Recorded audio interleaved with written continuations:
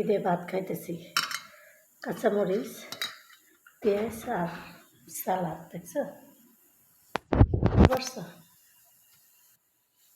এগুলো দেখি বাঙালিরা ভাত খাই পারে, এটিতে বাংলাদেশের মানুষেরা খাই পারে,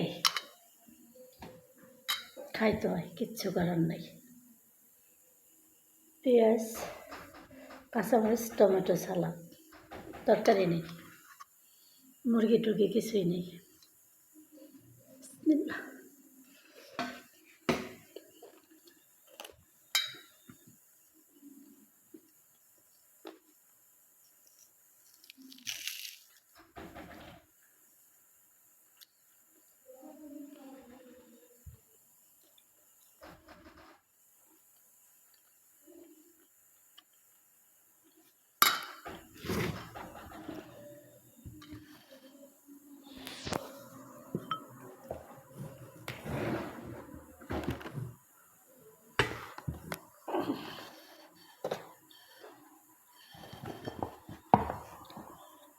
এগুলা কোনো খাবার?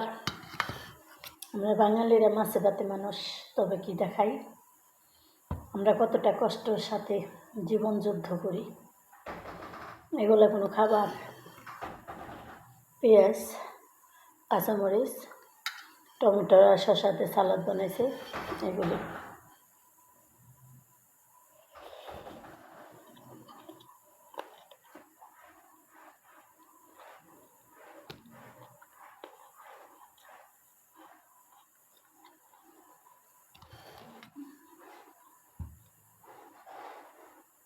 এটা আমার বাসা না, আমার বাড়ির সবাই গেছে ঘুরতে, আমার অন্যখানে রেখে গেছে, তাই ওখানকার খাবার।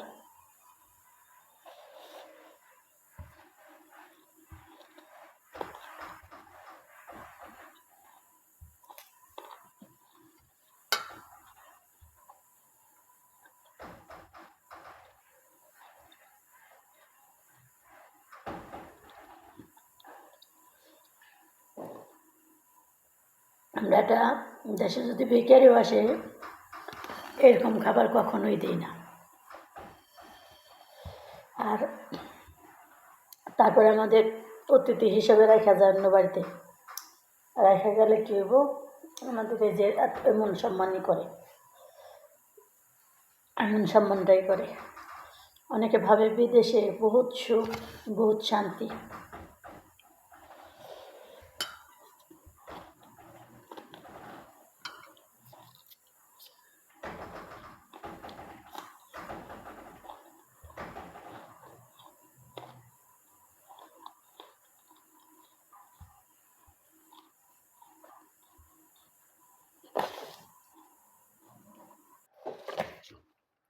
যাদা ভাত খাইলাম, তা হয়তো আল্লাহ তাআলা কখনোই বাংলাদেশের মাটিতে খাওয়াই নেই, হয়তো ভালো খাবারটাই খেয়েছি।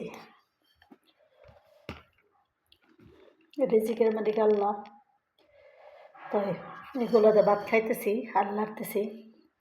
এক লোকমা খাই আর দুই লোকমার মুখে দিতে গেলে কেমন জানি লাগে, কিন্তু কিছু করার নেই, পেটে প্রচণ্ড খিদা।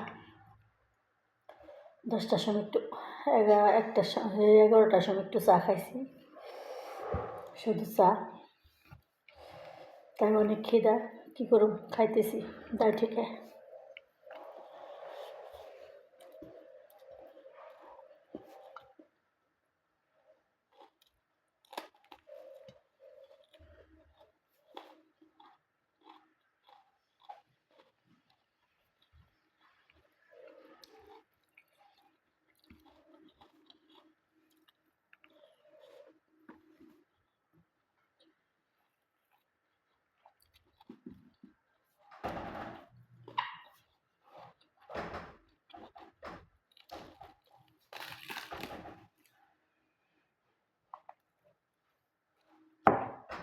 মানুষে অনেক খাবার ভালো ভিডিও দেয়, তো দেখে আপনারা লাইক কমেন্ট শেয়ার করেন। হয়তো আমরা ভালো ভিডিও খাবার দিতে পারি না, কারণ আমাদের ভালো খাবার কপালে জোটে না।